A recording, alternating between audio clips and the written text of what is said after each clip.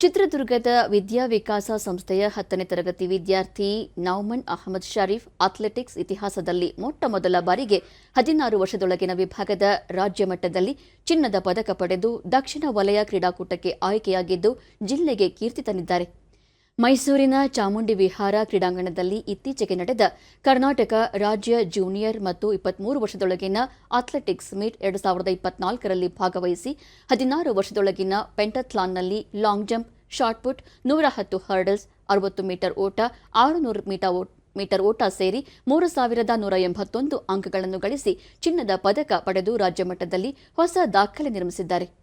ಇದೇ ಅಕ್ಟೋಬರ್ 17ರಿಂದ 19ರವರೆಗೆ ಆಂಧ್ರಪ್ರದೇಶದ ಗುಂಟೂರಿನಲ್ಲಿ ನಡೆಯಲಿರುವ ದಕ್ಷಿಣ ವಲಯ ಹಾಗೂ ಅಕ್ಟೋಬರ್ 25ರಿಂದ 29ರವರೆಗೆ ಒರಿಸ್ಸಾದ ಭುವನೇಶ್ವರದಲ್ಲಿ ನಡೆಯಲಿರುವ ರಾಷ್ಟ್ರಮಟ್ಟದ ಜೂನಿಯರ್ ಸ್ಪರ್ಧೆಗೆ ಭಾಗವಹಿಸುವ ಅವಕಾಶ ಪಡೆದಿದ್ದಾರೆ.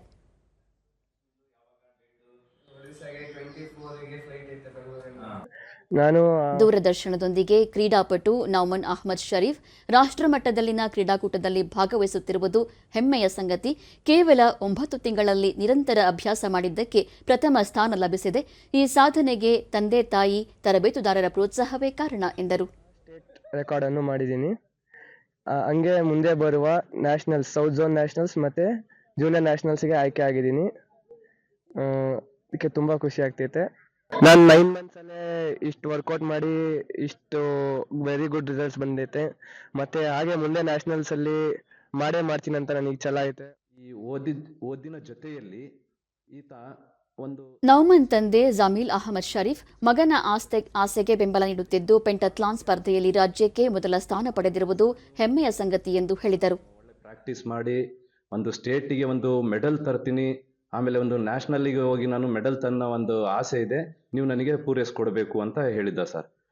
ಈಗ ಏನು ಇವನು ಕರ್ನಾಟಕಕ್ಕೆ ಈಗ ಸ್ಟೇಟಿಗೆ ಮೆಡಲ್ ತಂದಿದ್ದಾನೋ, ಮುಂದಿನ ಇದರಲ್ಲೂ ನ್ಯಾಷನಲ್ಸಲ್ಲೂ ಮೆಡಲ್ ತರಲಿ ಅಂತ ಹೇಳಿ ನಮ್ಮ ಹಾರೈಕೆ ಸರ್.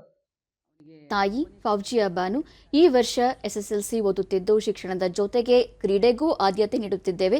ದಕ್ಷಿಣ ವಲಯ ಮತ್ತು ರಾಷ್ಟ್ರೀಯ ವಲಯದಲ್ಲೂ ಗೆಲುವು ಸಾಧಿಸಬೇಕು ಎನ್ನುವುದು ನಮ್ಮ ಉದ್ದೇಶ ಎಂದರು. ಬುಕ್ ಮಾಡಿ ನಮಗೆ ಟಿಕೆಟು ಕಳಿಸಿದ್ದಾರೆ.